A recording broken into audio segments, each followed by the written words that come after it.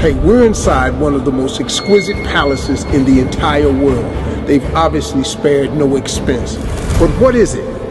Where is it? And how much does it cost? Welcome to the Presidential Palace of the Emirates, where Emirate leaders meet and host summits. For years, this was private, available only for politicians and leaders. But last year, they opened this to the public. This is the only palace open to the public in the Middle East. So for the first time ever, I thought I'd show it to you. Here, every door took 350 hours to make. It is carved by hand.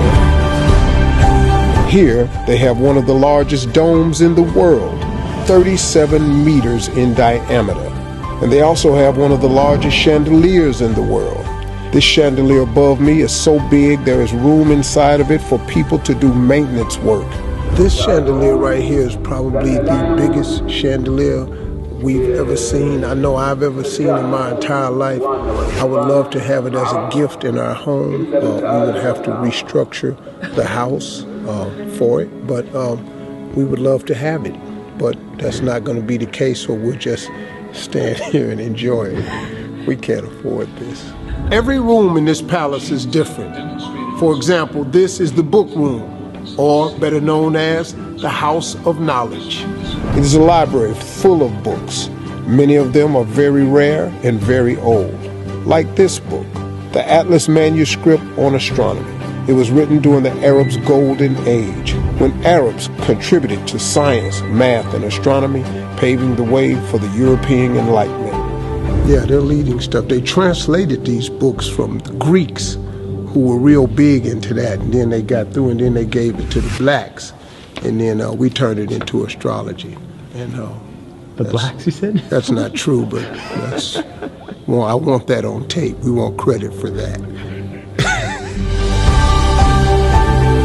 All right, this is a presidential gift room. What's inside are gifts from all around the world presented to all of the Emirati leaders, such as ancient wooden weapons like swords and daggers from Saudi Arabia, wooden elephant sculpture from South Africa, a golden horse from Turkmenistan, a jar that looks like the moon from the Republic of Korea, and a beautiful medal from France.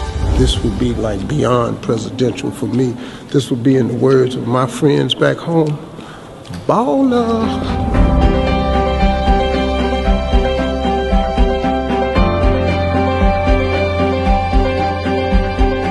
Okay, so this is the food room, but it's better known as the presidential banquet. In this hall, there are over 150,000 china, utensils, and silverware.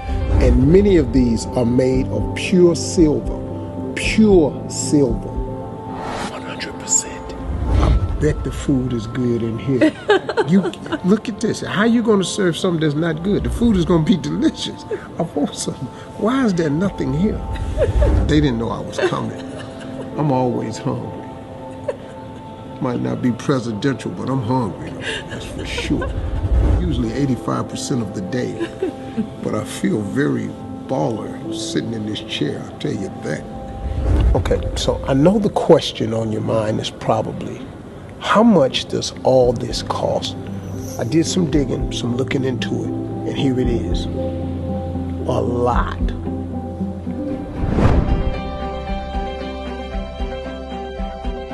But it's really not the price that matters. It's what this stands for. This is more than gold, more than silver. This is the history of the Arabs and Muslims. This is their culture, presented proudly and beautifully for the rest of the world to see.